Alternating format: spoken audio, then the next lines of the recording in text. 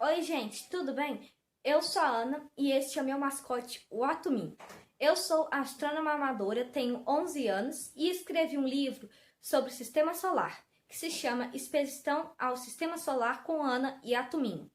Faço vídeos de astronomia e outros assuntos para o meu canal Rota de Aprendizado. Amo muito o espaço e essas outras coisas relacionadas à astronomia. E hoje eu preparei uma palestra sobre as nebulosas. Então, vamos lá. Nebulosas. Nebulosas são grandes nuvens encontradas no espaço interestelar, formadas majoritariamente de poeira cósmica e gases, como hélio e hidrogênio. Certas nebulosas surgem da explosão de estrelas massivas, que se encontram do ciclo final de suas vidas. Esta explosão é conhecida como supernova, que lança a matéria da estrela por toda a direção, dando origem a uma ou mais nebulosas, que podem apresentar diferentes formatos e extensões, podendo medir desde o tamanho do Sol até algumas centenas de anos-luz. Nebulosas são objetos celestes com diferentes formas e tamanhos, e são formadas das mais diversas maneiras. Em certas nebulosas, estrelas acabam se formando a partir das moléculas da nebulosa. E uma vez que uma estrela tenha se formado dentro da grande nuvem, a luz dela vai começar a iluminar a nebulosa, tornando então visível para nós. Existem nebulosas que são chamadas de reflexivas ou de emissão, como é o caso da nebulosa de Órion. As nebulosas deste tipo são grandes amontoados de gás com altíssima temperatura. Os átomos desta nuvem são energizados constantemente por uma luz ultravioleta fornecida por uma estrela que esteja próxima e acaba emitindo radiação quando começam a decair para os estados mais baixos de energia. As nuvens de emissão são geralmente avermelhadas. Isto acontece por causa do hidrogênio, que na verdade é o gás comumente encontrado em todo o universo, que emite uma luz avermelhada. As nebulosas de reflexão, por outro lado, são nuvens de poeira com uma tonalidade azulada, já que esse tipo de luz se espalha mais rápido e facilmente. Esses dois tipos de nebulosa geralmente são vistas juntas e são chamadas de forma comum por nebulosas difusas. Em algumas dessas nuvens, as regiões que formam estrelas são tão incrivelmente densas e espessas que nenhuma forma de luz consegue ultrapassá-las. Estas são chamadas de nebulosas escuras, as estrelas e as nebulosas. A maioria das coisas que você vê no céu à noite são estrelas. Algumas milhares são visíveis a olho nu. Uma estrela é uma esfera quente, formada principalmente por gás de nitrogênio. O Sol é um exemplo de uma estrela típica e comum. A gravidade não permite que o gás evapore para o espaço, e a pressão, devido às altas temperaturas e densidades, não permitem que a esfera se encolha. No núcleo da estrela, a temperatura e a densidade são suficientemente altas para manter reações de fusão nuclear, sendo que a energia produzida por tais reações consegue chegar à superfície e ser irradiada para o espaço, como luz e calor. Quando o combustível para as fusões nucleares se esgota, a estrutura da estrela muda. o processo de formar elementos mais pesados a partir dos leves e de ajustar a estrutura interna para balancear a gravidade. E a pressão recebe o nome de evolução estelar. Olhar para uma estrela com um telescópio pode nos dizer muitas das suas importantes propriedades. A cor de uma estrela nos diz sua temperatura, a qual depende da combinação entre a massa da estrela e sua fase evolucionária. Geralmente, observações também nos permitem obter a luminosidade de uma estrela, ou melhor, a taxa com que se irradia energia na forma de calor e de luz. Todas as estrelas visíveis a olho nu estão localizadas em nossa galáxia, a Via Láctea. A Via Láctea é um sistema de aproximadamente 100 bilhões de estrelas, juntamente com uma grande quantidade de matéria interestelar. A galáxia possui uma forma de um disco achatado, envolvida por um halo fraco e redondo. A gravidade evita que as estrelas se dispersem e o movimento dela evita o colapso do sistema. A Via Láctea não tem uma borda distinta. A distribuição de estrelas cresce gradualmente com o aumento da distância em relação ao centro. O SDSS detecta estrelas mais de 1 milhão de vezes mais fracas do que aquelas que podem ser vistas a olho nu, suficiente para ver a estrutura externa da Via Láctea. As nebulosas podem ser formadas durante o evento final do ciclo de vida das estrelas, as supernovas.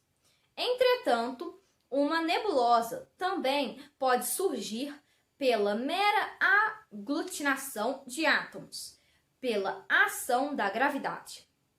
Quais são os tipos de nebulosas? Nebulosas de emissão. Nebulosas de emissão são grandes massas de gases excitados devido às altas temperaturas. Geralmente apresentam um núcleo quente que emite radiação ultravioleta, responsável por excitar as porções mais frias de gás, que, quando resfriado, emite luz visível.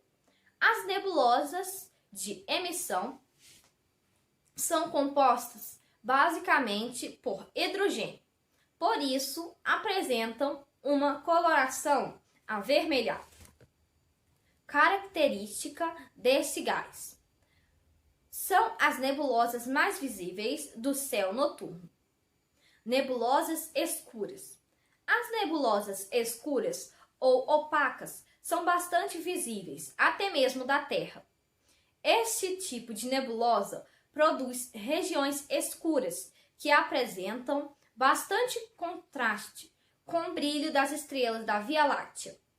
As nebulosas escuras são chamadas de nuvens moleculares, uma vez que, diferentemente dos outros tipos de nebulosas, em seu interior há grandes quantidades de gases moleculares, tais como as moléculas H2 e HE2.